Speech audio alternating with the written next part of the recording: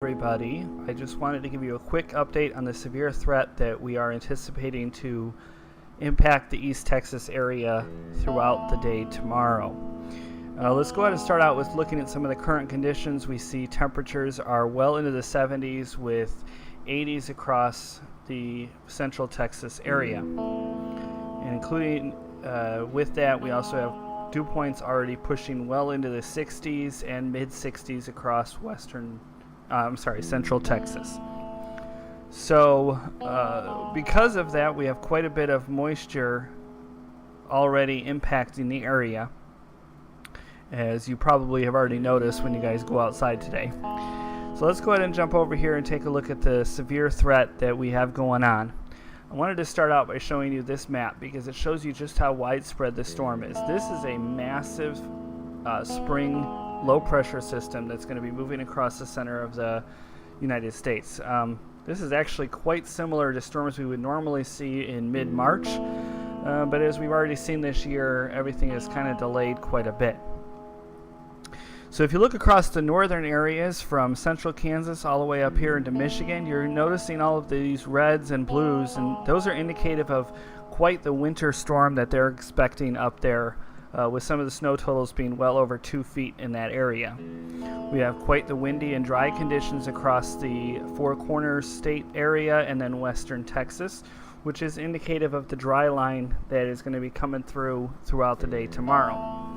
So let's go ahead and jump right over here into what the Storm Prediction Center has outlined as the severe threat for tomorrow. Now, earlier today I had mentioned that they were talking about going to a moderate risk. They have held off doing that until tomorrow morning, just because of the fact that they want to pin down some of the timing and locations for the most significant portion of the severe risk. So as you can see, the severe risk is going to be running from Iowa all the way down here into Texas, all the way down to the Gulf Coast and Houston area. Matter of fact, there's a marginal risk pretty much all the way down past Corpus Christi into southern Texas.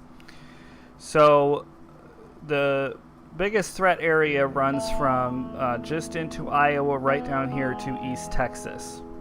So let's go ahead and look at what the probability of having a severe thunderstorm close to you is.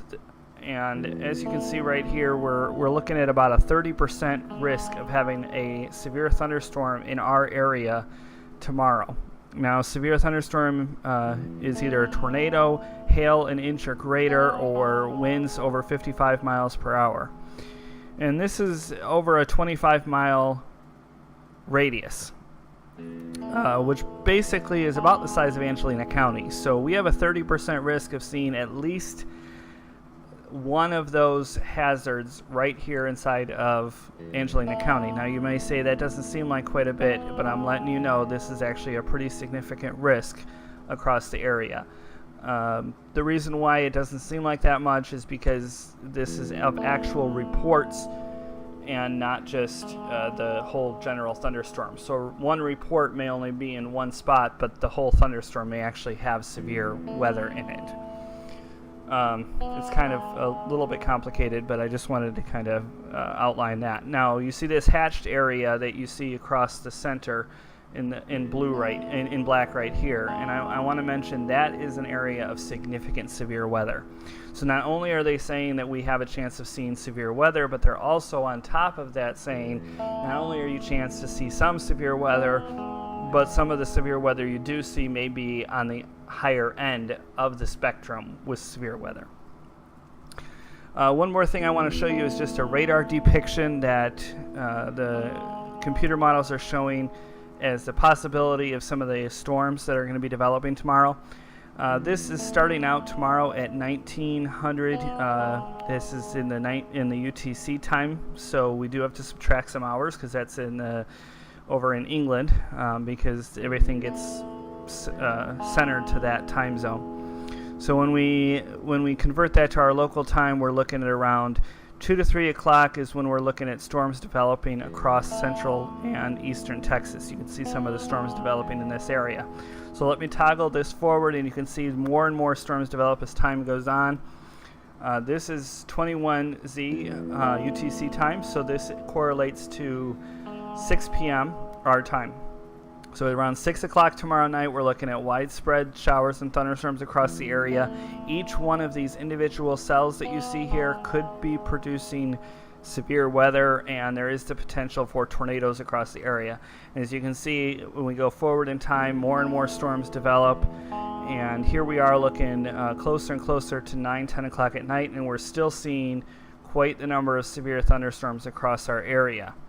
And this is as far out as this computer model goes. We'll have to see the next run of computer models to be able to see further down the road. But as you can see, even as late as this is